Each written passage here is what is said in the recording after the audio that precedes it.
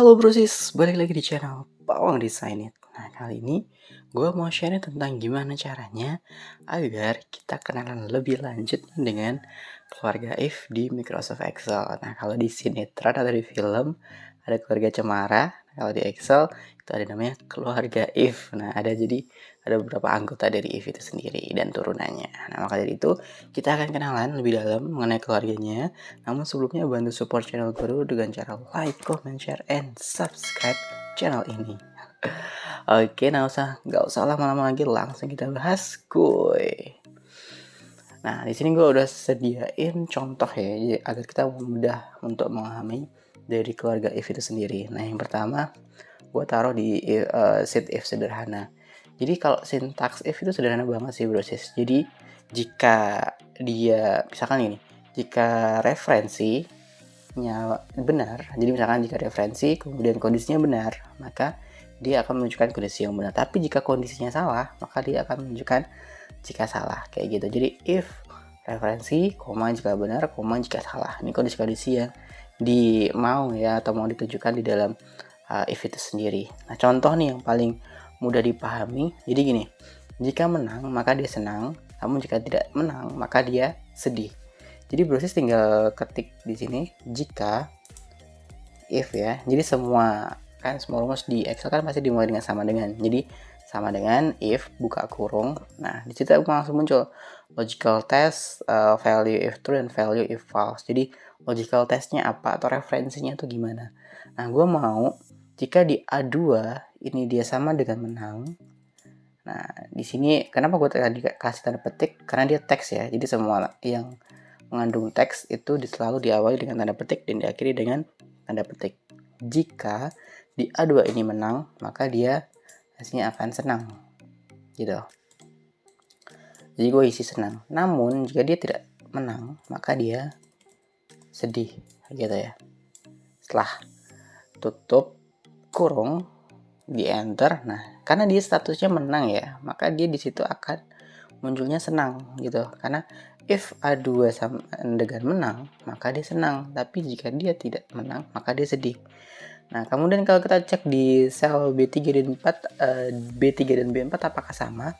Kita tinggal drag saja, klik 2 kali. Wah, dua-duanya sedih. Kenapa nih kok dua-duanya sedih? Iya, karena referensinya di A3 itu kalah ya. Nah, kalah, maka dari itu, karena dia tidak menang dong kalah itu, berarti dia sedih. Kemudian yang di sel B4, kenapa dia juga sedih juga? Iya, karena di sel A4-nya, dia statusnya adalah seri. Nah, tidak menang gitu ya bahasanya. Maka dari itu dia menjadi sedih. Nah, kalau kuncian teks ini biasanya case-nya sensitif ya. Jadi kalau memang dia nggak sama dengan teks yang dimaksud, maka dia statusnya akan kondisi salah. Contoh ya. Gua taruh di sini itu bukan menang, tapi menan gitu ya, kurang huruf G.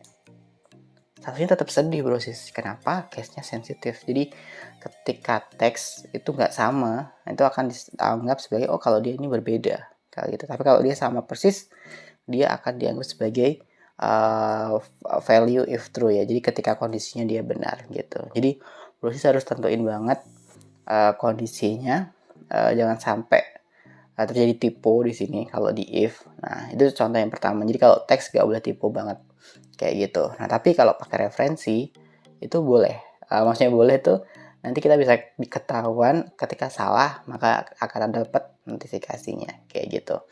Nah ini adalah konsep yang sederhana banget, jadi if sederhana, jadi kita mempelajari dulu konsepnya. Nah sekarang kita melangkah ke penggunaan if yang lebih advance nih brosis. Jadi di sini ada nama mahasiswa, nilai, keterangan, potongan biaya kuliah. Nah, di situ juga di sebelah kanannya ada tabel kriteria, nilai kriteria. Kegabung. Nah, di situ jadi nilainya misalkan si A, misalkan nilainya A, berarti dia statusnya sangat baik. Kemudian dia otomatis dapat potongan biaya kuliah 100.000. Kalau nilainya B, statusnya baik dan potongan biaya kuliahnya 75.000 dan seterusnya kayak gitu. Nah, di sini di data sini ada nama mahasiswa, nilai, keterangan dan potongan biaya kuliah. gue mau cari nih keterangan dari nilai masing-masing si mahasiswa. Kemudian gue juga pengen tahu juga potongan kuliahnya dari masing-masing mahasiswa gitu. Nah, gimana caranya? Bisa pakai if. Jadi pakai if loh, tapi gimana banyak banget nih kondisinya dari A sampai E. Nah, itu salah satu keunggulan dari if. Jadi if ini nggak cuma if sederhana, tapi kita juga bisa custom dia menjadi if bertingkat. Nah, if bertingkat ini selain kita bisa numpuk if, kita juga bisa masukin logic lain atau rumus lain ke dalam if itu sendiri. Gimana contohnya? Contoh nih, di sini keterangan A otomatis dia kan sangat baik ya. Kita berarti if, kemudian jika, bahasanya juga jika sel B2 ini sama dengan A, maka dia akan sangat baik. Dia akan sangat baik. Kemudian jika dia B, lalu gimana tuh? Kan biasanya langsung syntax false ya, maksudnya atau jika salahnya. Nah, Brosis tinggal pakai. Kalau gue sih lebih suka kontrol copy paste ya, biar lebih mudah. Nah, jadi tinggal jika B2 itu sama dengan B, maka dia baik doang. Jadi tinggal ganti dong. B cuma baik doang. Nah, sangatnya hapus. Kemudian jika dia C gimana? Nah, kita kan tadi masih copy, tinggal paste doang. Tinggal C, kemudian di C kan apa ya, statusnya cukup ya. Nah, jadi tinggal ketik cukup. Kemudian setelahnya ada D itu kurang gitu ya. Jadi tinggal D diisi dengan D ini kurang. Kemudian yang terakhir adalah jika E maka sangat kurang. Oke. Nah, di if bertingkat yang pertama didahului dulu adalah kondisi jika benarnya ya. Jadi kalau benar itu apa, kalau benar apa, kalau benar apa, kalau benar apa. Nah, itu fungsi dari rumus if bertingkat, sintaksnya maksudnya, bukan fungsinya. Sintaksnya yang benar-benar gimana. Nah, yang disalahnya itu dikumpulin di akhir gitu. Karena kita salahnya ini cuma satu doang. Jika salahnya. Jadi jika salah, gue mau kasih apa nih? Gue mau kasih kosong deh. Nah, kosong atau misalkan nggak ada teksnya apa-apa, itu berarti Brosis tanda petiknya ada dua. Tanda petik pertama dan tanda petik penutup, pembuka dan penutup. Nah, ini menyatakan bahwa dia nanti akan muncul sebagai kosongan kayak gitu. Karena bahasanya kan dia nggak ada apa-apa. Karena teks itu kan selalu diawali dengan tanda petik dan diakhiri dengan tanda petik.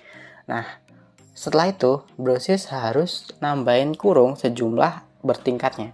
Nah, karena di sini gue ada 5, A, B, C, D, E, otomatis gue kasih 5 kurung nih, 1, 2, 3, 4, 5. Nah, dari warnanya pun kelihatan Brosis nanti.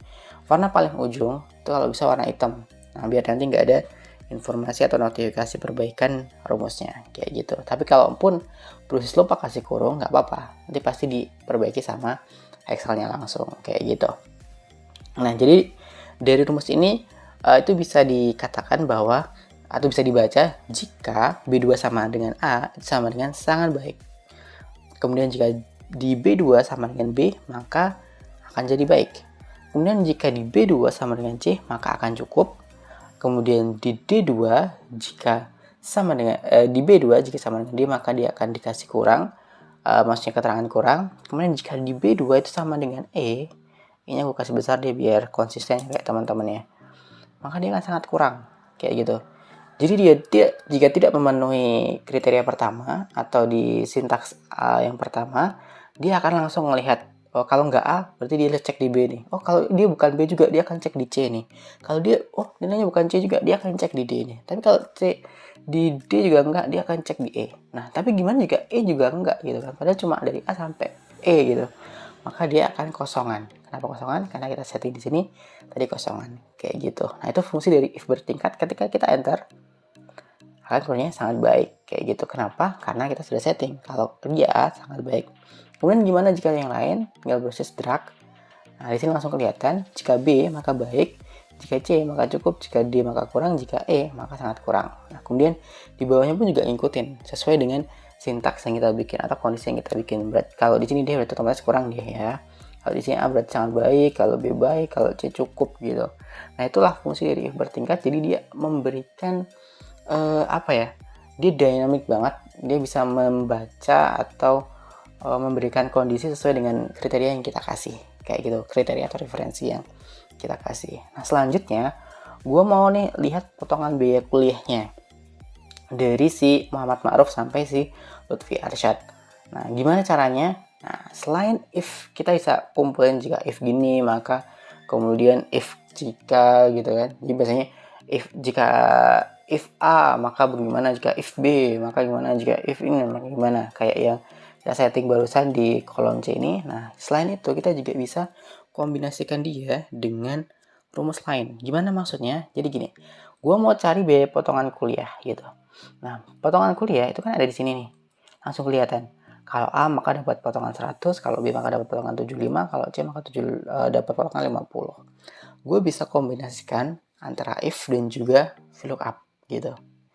Nah, misalkan Bros masih belum paham VLOOKUP, Bros bisa cek salah satu video gue, di situ ada bahas khusus mengenai cara pakai VLOOKUP dan HLOOKUP kayak gitu. Nah, jadi gue pakai if kombinasi dengan VLOOKUP.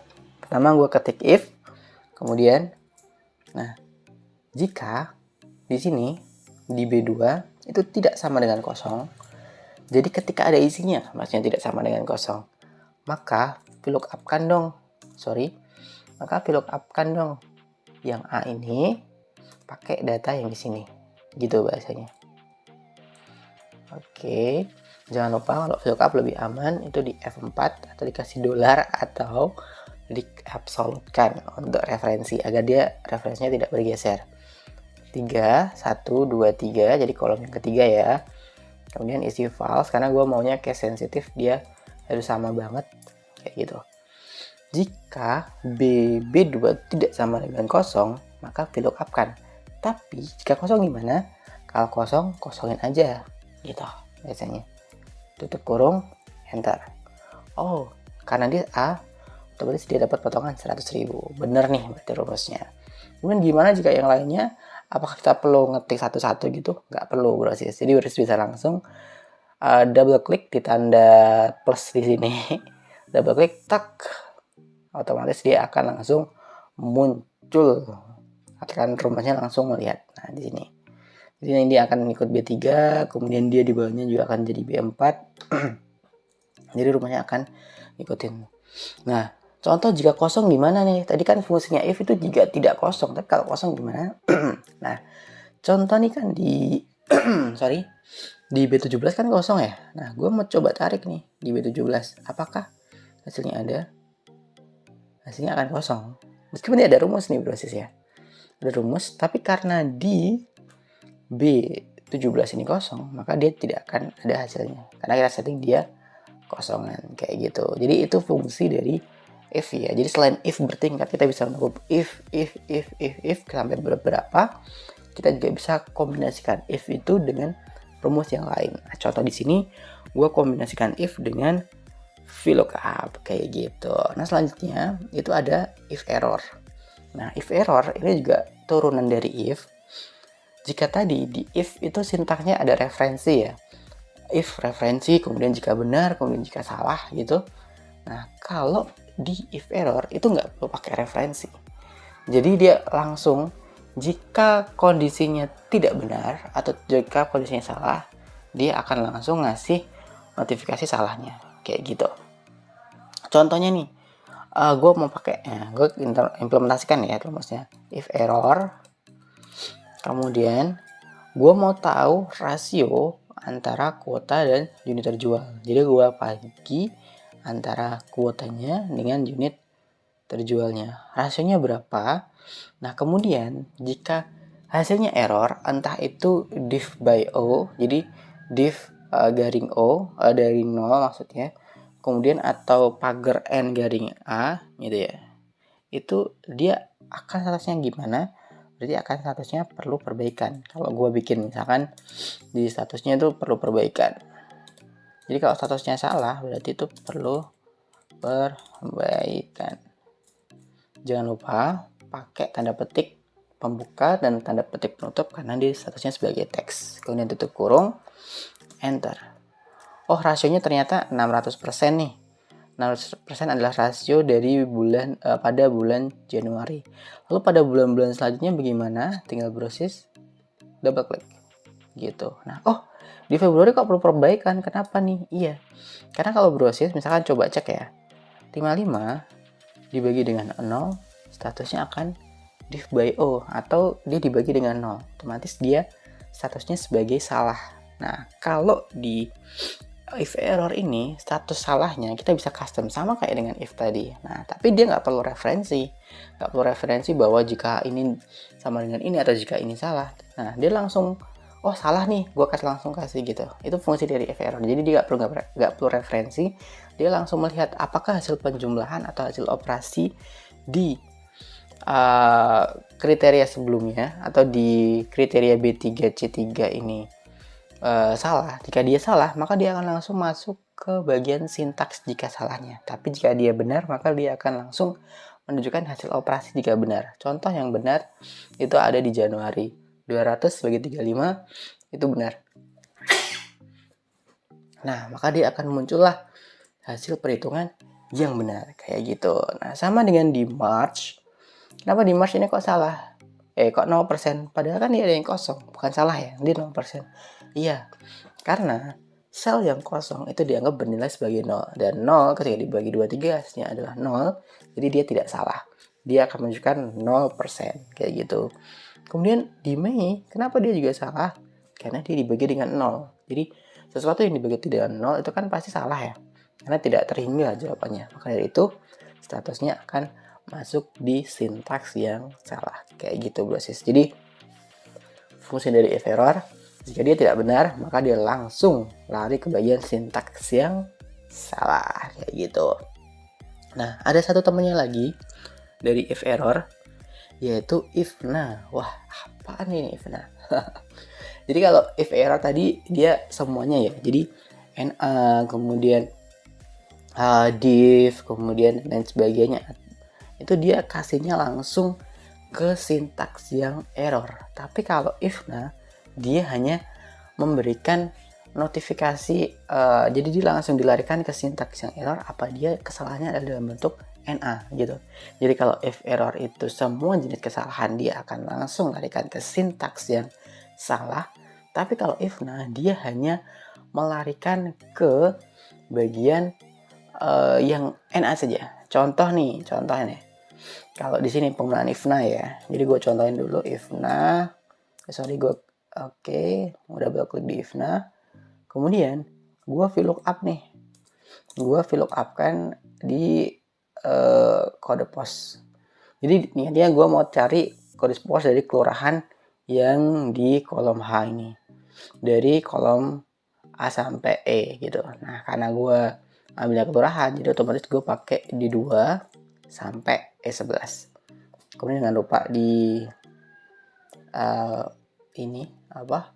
Dikasih absolute. Ini belum gue kasih ini ya. Bentar. Referensinya.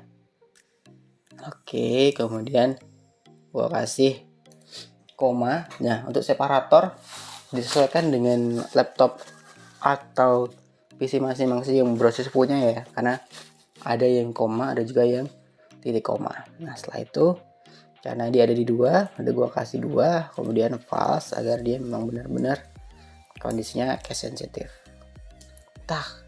Wah, formula yang missing nih. Kenapa? Ya, karena kalau if nah kita juga harus kasih kondisi ketika error. Misalkan kondisi kalau error itu berarti lokasinya salah gitu. Nah, tutup kurung, jangan lupa enter. Jadi di Gambir ini kode posnya ada 10.110. Itu adalah kode pos yang di Gambir. Lalu selanjutnya tinggal proses drag. Nah, di situ di pakuan, oh kok salah? Oh iya, ternyata pakuan itu nggak ada di data di sini. Jadi nggak ada di daftar dari D2 sampai di D11. Nah, kemudian Depok juga nggak ada, maka dia akan langsung lari ke yang salah. Nah, ini fungsi dari NA, dia hanya bisa menunjukkan kesalahan. Jadi dia akan langsung melarikan ke sintaks error atau ke sintaks salah jika kesalahannya dalam bentuk NA. Nah, contoh jika di sini tadi Ini kan pakai if error ya, bisa nggak gue pakai if nah? Nggak bisa, jawabannya itu. Nah, kenapa nggak bisa pakai if nah? Karena hasil errornya itu adalah error diff by o, sorry ya. Maksudnya diff by o. Jadi contohnya yang tadi kita pakai itu ini, B2 dibagi C2, kemudian kasnya contoh salah juga gitu. Kalau dia memang salah. Nah, di enter, nah ini hasilnya akan benar nih. Oh sorry, gue belum setting jadi percentage.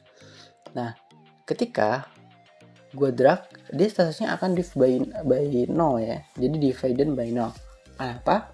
Karena if nah itu hanya bisa melarikan ke sintaks salah, yang salahnya itu adalah garing nggak ada pagar n nggak ada yang a. Itu adalah sintaks untuk if nah. Jadi ketika sintaks salah itu adalah pagar div by o, maka dia tidak akan bisa mengatasi atau tidak akan bisa mengalihkan ke notifikasi bahwa salah. Nah, maka dari itu jika browsers mau pakai if error atau if nah, itu kemudian dicek dulu aja, dijelek dulu bagusnya yang mana nih. Nah, tapi kalau memang kesalahannya kemungkinan hanya if nah doang, maka dari itu pakai if nah saja biar nggak terlalu repot-repot pakai if error. Tapi kalau kesalahannya bisa jadi NA kemudian div by o dan lain sebagainya, mending gue saranin pakai if error kayak gitu.